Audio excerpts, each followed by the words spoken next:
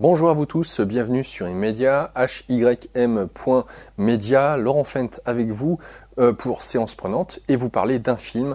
Il s'agit de L'homme qui tua Don Quichotte. Alors, c'est un film déjà qui est réalisé par Terry Gilliam. Alors Terry Gilliam, qui est acteur et réalisateur, je vous donne certains titres de films pour ceux qui ne voient pas qui est Terry Gilliam. Il a l'occasion de faire des films qui sont pas anodins. Alors déjà Brésil, voilà, The Fisher King, Le Roi Pêcheur, L'Armée des 12 Singes, Les Aventures du Baron de Munchausen, Las Vegas Parano, L'Imaginarium du Docteur Parnassus. Et voilà, donc là c'est L'homme qui tua Don Quichotte, c'est son dernier film. Alors c'est un conte, parce que Terry Gilliam a ça dans les veines, il adore tout ce qui est attrait au conte. Je vous avouerai que j'ai regardé ce film sans en avoir entendu parler, sans savoir à quoi ça faisait écho, waouh, et assez extraordinaire. Il tient super bien la route et j'ai été décontenancé en regardant ce film. Pourquoi ? Parce que ça se passe à notre époque, un réalisateur qui a perdu sa lumière, complètement désabusé. Alors certes, c'est un réalisateur qui a gagné beaucoup d'argent, qui est célèbre, etc. Sauf que il veut réaliser un long métrage sur Don Quichotte, sachant que quand il était plus jeune, il avait fait déjà un court métrage sur Don Quichotte en ayant certains acteurs.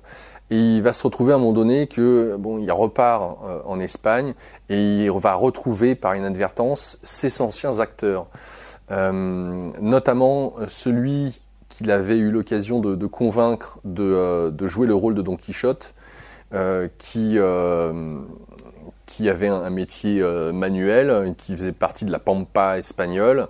Et puis cet homme-là, il a eu du mal à rentrer dans le rôle de Don Quichotte. Et puis voilà, donc je vais m'arrêter là. Et puis X années après, lorsque le réalisateur est devenu célèbre et qu'il veut refaire ce film, il va retomber dessus, entre guillemets, par hasard, sur celui qui avait le rôle de Don Quichotte, sauf que l'homme en question se croit réellement pour Don Quichotte. Et ça fait toute la différence.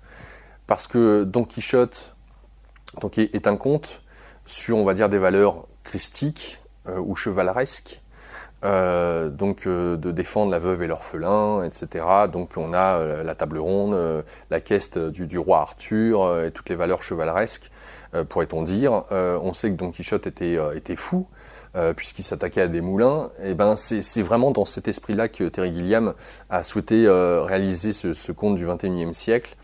Et ça fait que durant le film, on surfe entre le monde réel et l'imaginaire. Et on ne sait jamais si ce que l'on voit à l'écran est réel ou pas.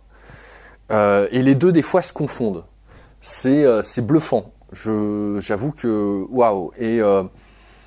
Et on voit toute la magie, encore une fois, du conte et de comment la vie ou le destin nous amène à faire ces rencontres, ces croisements, ces carrefours où notre vie bascule et que ça peut arriver à tout à chacun. Surtout quand on a non pas notre ego mais on a notre âme, notre cœur plutôt, qui aspire à ce que notre situation change, qu'on est dans une sorte de carcan, qu'on ne prend plus de joie. Eh bien voilà, il se passe des choses, il y a ces fameuses synchronicités, il y a ces fameuses rencontres qui se passent et qui s'opèrent à ce moment-là. Et c'est ce que Terry Gilliam a réussi à faire d'une manière magistrale dans ce film. Donc waouh pour la prouesse de surfer comme ça entre imaginaire, réalité, où les deux se croisent. Enfin, c'est bluffant, c'est super bien joué. Et voilà, on se laisse porter comme un gamin. Je ne peux que vous inviter à voir ce film. Rien à dire, bravo quoi. Donc en vous souhaitant bon visionnage, et puis à une prochaine fois. Au revoir.